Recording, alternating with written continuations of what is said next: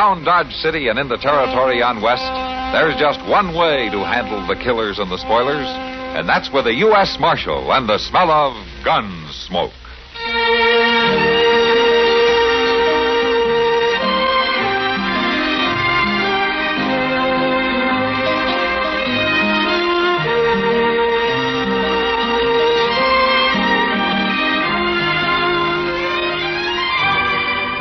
Gunsmoke, starring William Conrad. The story of the violence that moved west with young America. And the story of a man who moved with it. I'm that man. Matt Dillon, United States Marshal. The first man they look for and the last they want to meet. It's a chancy job, and it makes a man watchful. And a little lonely.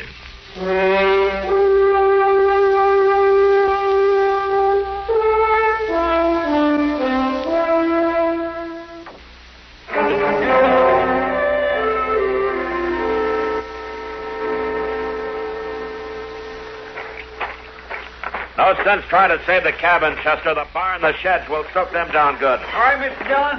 Oh, hauling well water takes too long. You better get it from the stream. I'm after the bucket. It's a sight bigger than these 10 pails we got. Here, let me give you a hand. I'm thick with rust.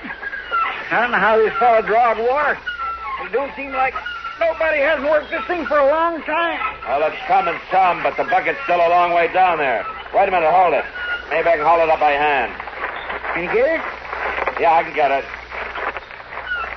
There. Hold fast to it now. I will, but whether this rope can hold the bucket or not is something else again.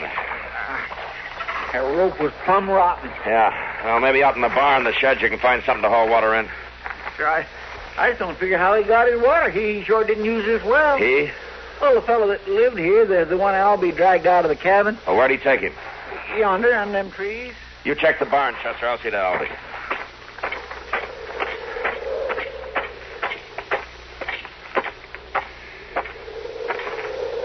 You look kind of singed, Albie. You all right?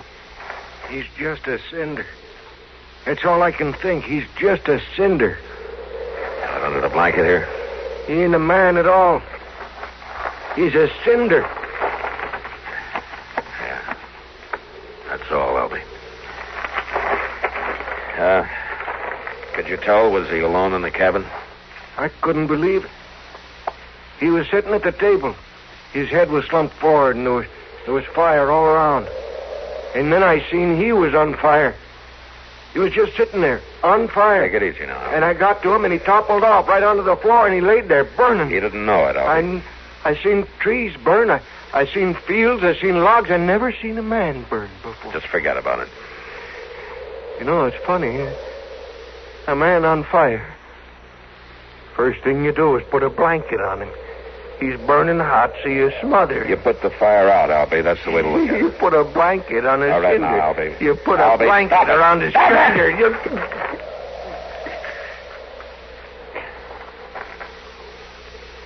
Were you talking to me, Marshal? Yeah, the blanket. It was in the cabin? A blanket. Oh, it was on the floor right by the table. Well, it's wet. It felt wet when I grabbed it.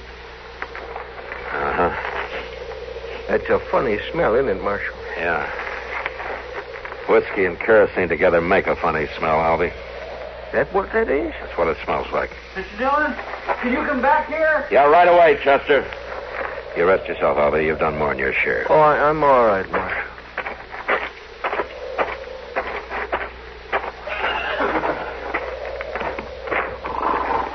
Where'd you find them, Chester? In the corral, behind the barn.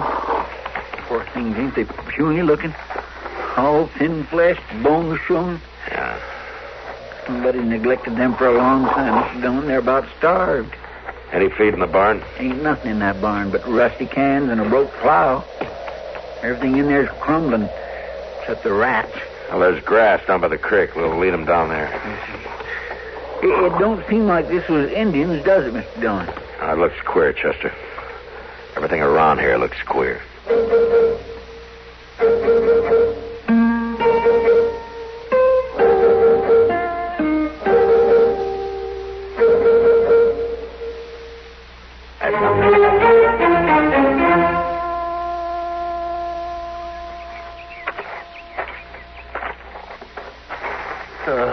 At least the barn is still standing, and a couple of sheds. Yeah. We done what we could, Mr. Dillon. If you hadn't been riding by and come to fetch us, we couldn't have done this much, Albie. I couldn't do enough alone. Funny, in a way. It ain't too far from Dodge, but I didn't pass one settler on the way in. You didn't see anybody around here? No, not a soul. It's just odd, that's what it is. Odd as can be. Well, you got to figure he was alone, excepting for them two starving horses. I don't know his name, so can't mark his grave. Can't help wondering about him, though. What's a man like that lives alone, lets his place go to rust and rubble, his horses starve? And that well? I don't know when that's been used. I don't think he drank water, Chester. You mean that smell of whiskey on the blanket, Marshal? Yeah. Might be he drank himself into a stupor, knocked the whiskey over, along with it a kerosene lamp. That'd start a fire that'd burn a man to death. Yeah, that must have been the case. Well, if he was all alone, maybe it doesn't matter what we know. Well, for the love of... What? Mr. Dillon, look. Coming up in the creek bed yonder. Maybe he wasn't alone after all. Well, that's just a child. She can't be more than 9 or 10. I'm afraid I'm no judge. Who are you? I'm Marshal Dillon from Dodge City. Who are you? Charity. How's that? Charity Gill, that's my name. It was a big fire, wasn't it? Yeah, it was. You live here? Mm-hmm. Well, where you been, Charity? Up the creek. I play up there, stay up there all I can. I like it up there. You knew about the fire, Charity? I tried to make him move. I told him to, and I pulled at him, but he was too big. I couldn't move him. I tried. See, I burned my dress. He was your father? He married Mama and me when I was little. She said I was to call him Daddy, and I did, but I didn't like him. Where is your Mama, Charity? Oh, she's dead. She died when I was 7. I'm almost 10 now. He's dead, ain't he? Yes, he is. I didn't like him. Mr. Dillon, you don't think... I don't know. It'd be hard to think, wouldn't it, Chester?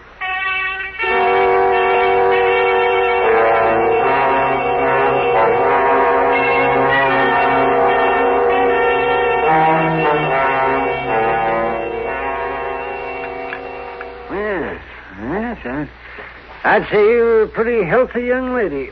I never been to a doctor before. You never have. Well, you take a tip from me. You stay away from him all you can, Charity.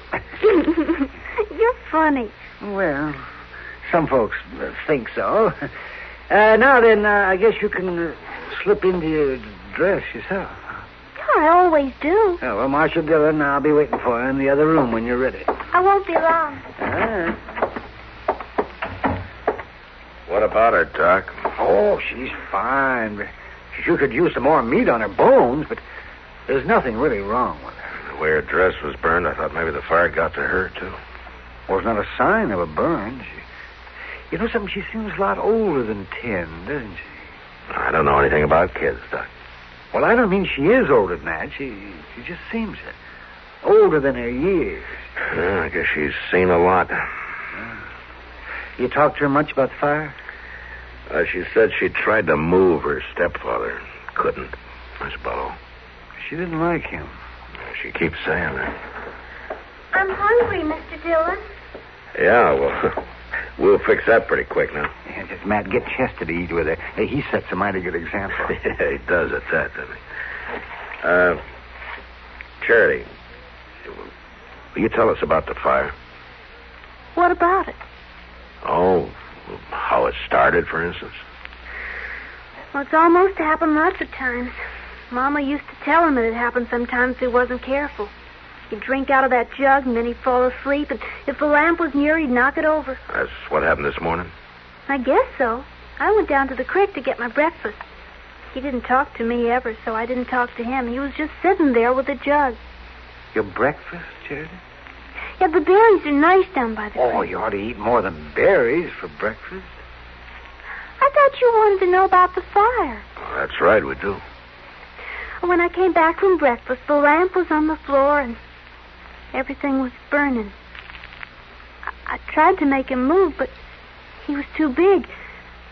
And when my dress started to burn, I ran away. It was just you and your stepfather. That's all that lived there, huh? Mm-hmm. And Coley and Sue. Coley and Sue? Yeah, the horses, Doc. We brought them into Moss. Oh. Marshal? Yeah, Charity. Will I live with you now?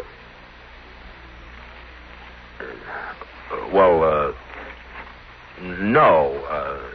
We'll find a place for you, but... But I like you. Well, yeah, but you see... Don't you like me? Well, sure. Sure, I like you all right, honey.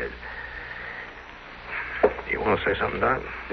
Huh? Me? Oh, no, I don't. Oh, come on, Doc. Help me make her understand now, would you? You wouldn't let me be alone, would you? Well, no, Charity. I wouldn't do that.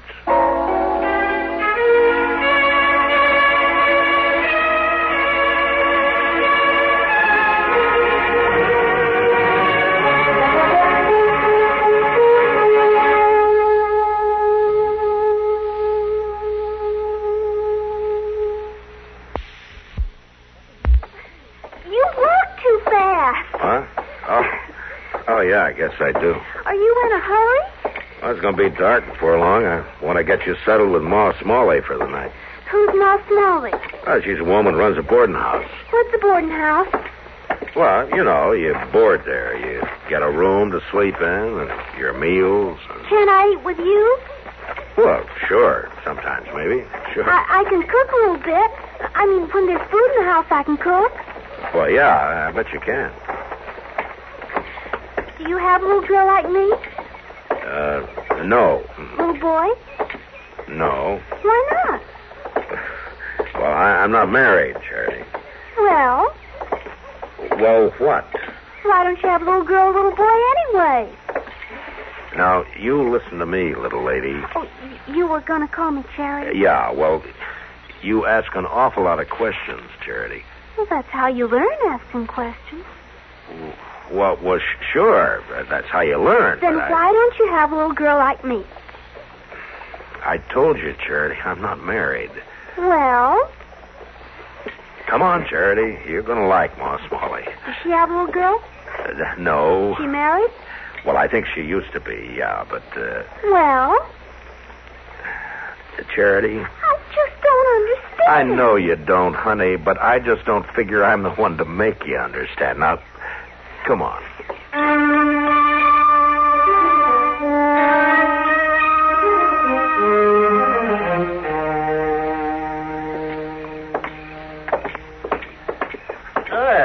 Evening, Marshal. Evening, Rob. What's that you got there? This is Charity, Rob. Well, she's a young'un, a girl. Yeah? Do you have a little girl? Now, don't start that again, please. Well, you talk right up to her, don't you, Marshal? Is Ma around, Rob? Can't start that soon enough with a young'un. Girls especially. Can't give them their head, you know. Gotta lay down the law right early in life. I was asking after Ma. Where is she, inside? No, she is not. Well, then where is she, Rob? Meddling. That's where she is, thinking and talking free with a whole sewing circle of half-wit women who should have been buggy whipped a long time ago.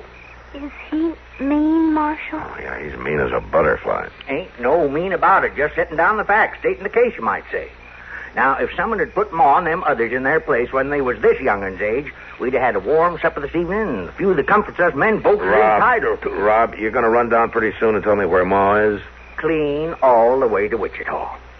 Wichita? Mm-hmm. Left on the morning Santa Fe, big as you please. Her and the Dorsey girls, Boss Grimmick's wife, Fanny Doty, Rob, Clara Jones. Hold up a minute, will you? You're calling off every woman in Dodge. They can't all be in Wichita. Well, you're the marshal. Make yourself a house-to-house search. There ain't a woman left in town, and they ain't going to be for 5 days running. Well, what's going on? Suffering. Rob, you talk straight to me now, That's or so... what they call it, suffering. They all met for it. Women from all over the state, according to Ma, pouring into Wichita, and every single one of them's got suffering on their minds. Suffering? You mean suffrage? Oh, it's one and the same thing. It's that sneaky way women folks has of talking. Why don't they just come out plain and say that they want the vote? No, they got to call it suffrage. Suffrage. Well, you let them vote a while and see if the country ain't suffering. I'm awful sleepy, Marshal. Yeah, me too, Charity.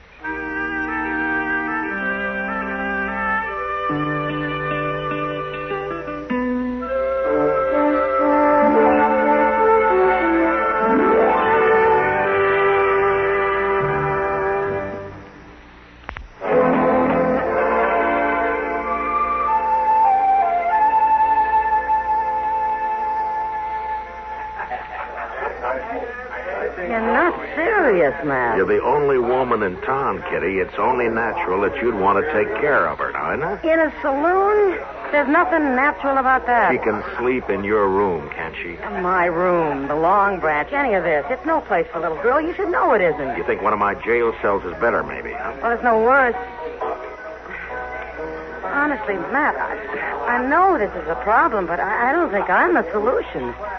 There must be someplace in town, or even out of town, some family. We rode out to Albie Stevens.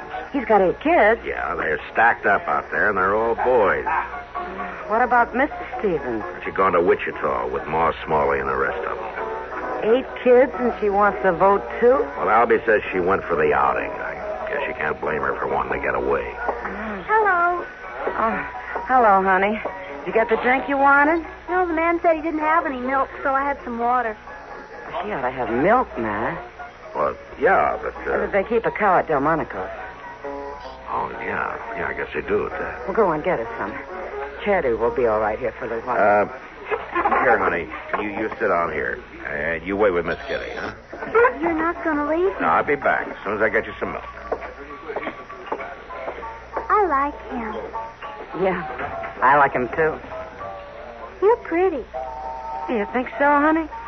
And you smell pretty, too. Only what? You got your face painted. Mama used to tell me only Indians painted their faces. Maybe your mother was pretty enough without using powders and things. Oh, she was pretty. Freckles. She had freckles all over. Well, that proves it. I don't have any freckles. This is a funny place, ain't it? Kind of funny, yeah. Sometimes I don't understand grown-ups, Miss Kitty. Outside, there's alfalfa and sweet clover to smell, and quick water to drink, and currants and wild gooseberries and sheep shower to eat. But grown-ups are always crowding together indoors and smelling smoke and drinking whiskey and talking loud. What is that? I don't know, Charity. I just know they do. And if they didn't, I'd be out of business.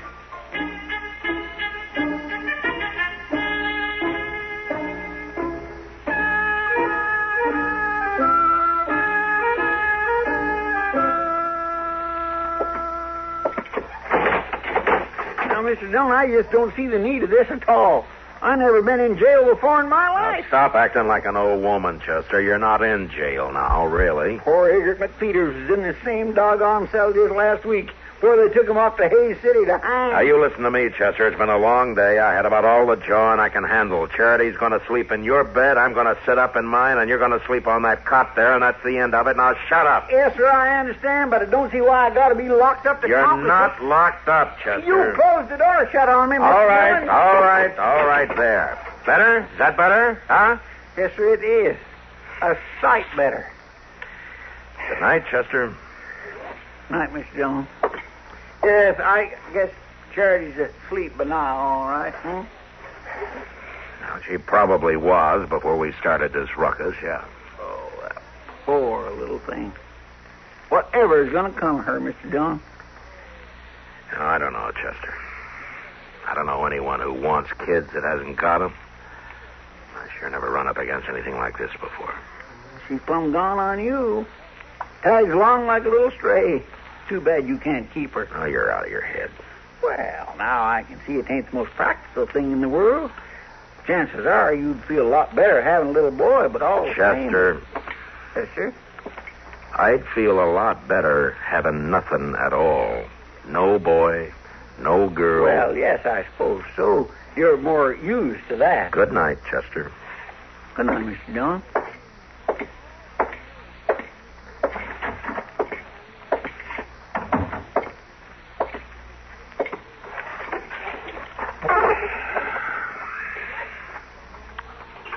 Ain't you gonna get in your bed, Marshal? Huh? Hey, you're supposed to be asleep, young lady. I know, but I keep thinking. I never can sleep when I'm thinking. I guess the secret's to quit thinking then, huh? I'm worried about you, Marshal Dillon. Worried? You don't know what to do about me, do you? No, honey, I sure don't. I guess you're tired of me, too. I'm not tired of you, Charity. I just don't rightly know what to do with you. You don't want me to live with you, do you? Well, honey, you can't very well. You've seen how I live here. It's not the right place for a little girl. You ought to have a home. A real home, Charity, with folks close to you who'll see that you're cared for, who'll love you. Mm-hmm. Like my Aunt Annie? Aunt Annie? Oh, maybe I haven't told you about Aunt Annie. Oh, maybe you haven't. At first, I thought it'd be nice to live with you. But mostly you and I just walk around. I get tired. Charity, where does Aunt Annie live? Just on yonder from where I used to live before the fire. Maybe 5 miles, not far. Ah. I like you, Marshal Dillon. Yeah. Well, I like you too, Charity. And tomorrow morning, we're going to ride out to Aunt Annie's, huh? Mm-hmm. Oh, I think I'll sleep better now. Yeah. Me too, honey. Me too.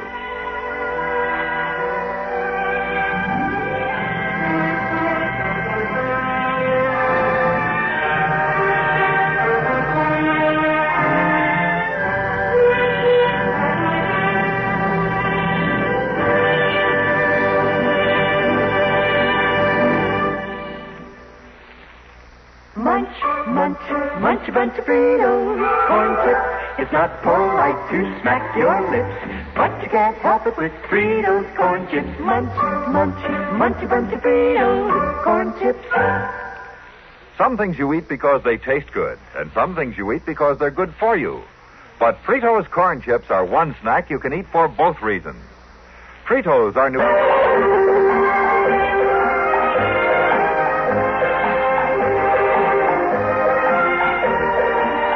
Gunsmoke. Produced and directed in Hollywood by Norman Macdonnell, stars William Conrad as Matt Dillon, U.S. Marshal. The story was specially written for Gunsmoke by Kathleen Height, with editorial supervision by John Meston. Featured in the cast were Ann Whitfield, Joseph Kearns, and Lawrence Dobkin. Harley Bear is Chester, Howard McNear is Doc, and Georgia Ellis is Kitty.